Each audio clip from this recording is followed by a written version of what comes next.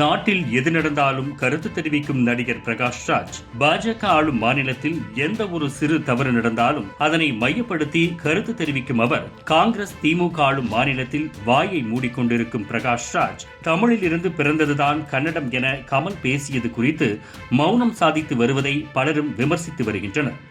இதன் பின்னணியில் அறிவாலயத்தின் தலையீடு இருப்பதாக கூறப்படுகிறது. தமிழ், தெலுங்கு, ஹிந்தி, கன்னடம் என பல மொழி சினிமாவில் ஆதிக்கம் செலுத்தியவர் பிரகாஷ் ராஜ். சினிமா மட்டுமல்லாது அரசியல், சமூகம் என அனைத்து பிரச்சனைகளிலும் தன் கருத்தை பதிவு செய்ய தவறமாட்டார். அவரது கருத்துக்களில் பெரும்பாலானவை பரபரப்பையும் சர்ச்சையையும் ஏற்படுத்தும். ஆனாலும் விடாமல் கருத்து தெரிவிக்கும் வழக்கம் உள்ளவர். பாஜக கட்சியையும் இந்து மதத்தையும் அவர் இழிவுபடுத்தவில்லை என்றால் தூக்கம் வராது என்று சொல்லலாம். அரசியல் ரீதியான கருத்துக்களை அதிகம் பேசும் பிரகாஷ் ராஜுக்கு கடந்த 2019 அரசியல் ஆர்வமும் அதிகரிக்க அந்த ஆண்டில் நடந்த லோக்சபா தேர்தலிலும் களமிறங்கினார். பெங்களூரு மத்திய தொகுதியில் போட்டியிட்ட அவர் தன் பிரச்சாரம் முழுவதிலும் பாஜகவையும் இந்துத்துவாவையும் மிக கடுமையாக விமர்சித்தார்.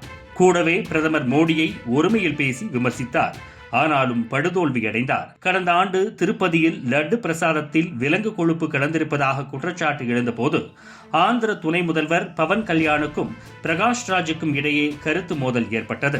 ஆனால் கர்நாடகாவைச் சேர்ந்த பிரகாஷ் ராஜ் இதுகுறித்து எந்த கருத்தையும் தெரிவிக்காமல் இப்போது மௌனம் காத்து வருகிறார். கமல் கருத்தை ஆதரித்தால் கர்நாடகாவில் பிரகாஷ் ராஜுக்கு எதிர்ப்பு கிளம்பும். கமல் கருத்தை எதிர்த்தால் தமிழகத்தில் தனக்குள்ள சினிமா, அரசியல் ஆதரவை இழக்க வேண்டியிருக்கும். அதனால் தான் அவர் மௌனம் சாதிக்கிறார் என சமூக வலைதளங்களில் விமர்சித்து வருகின்றனர். கமல் கருத்து குறித்து ஏதாவது சொல்லி அதனால் தன் சினிமா தொழிலுக்கு பாதிப்பு வந்துவிடக் கூடாது. அத்தோடு தமிழகம், கர்நாடகாவில் தனக்கான அரசியல் ஆதரவை இழந்துவிடக் கூடாது, சொத்துக்களுக்கு பாதிப்பு ஏற்பட்டுவிடக் கூடாது என்றெல்லாம் சுயநலத்துடன் யோசித்துத்தான் கமல் பேசியதில் எழுந்துள்ள எதிர்ப்பு குறித்து பிரகாஷ் ராஜ் கருத்து எதுவும் சொல்லாமல் இருக்கிறார். தனது மாநிலத்தின் மொழி குறித்து மற்ற அரசியல் கட்சி தலைவர்கள் பேசியிருந்தால் கட்டாயம் பிரச்சனையை கிளப்பியிருப்பார். ஆனால் இப்போது மௌனமாக இருப்பது ஏன்? அறிவாலயத்திலிருந்து பெட்டி ஏதும் வந்ததா?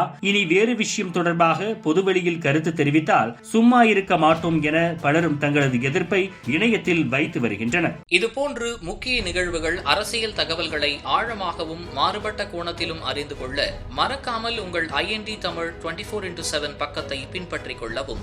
உங்கள் ஒவ்வொரு ஆதரவும் இதுபோன்று பல நிகழ்வுகளின் பின்னணியை அறிய உதவும்.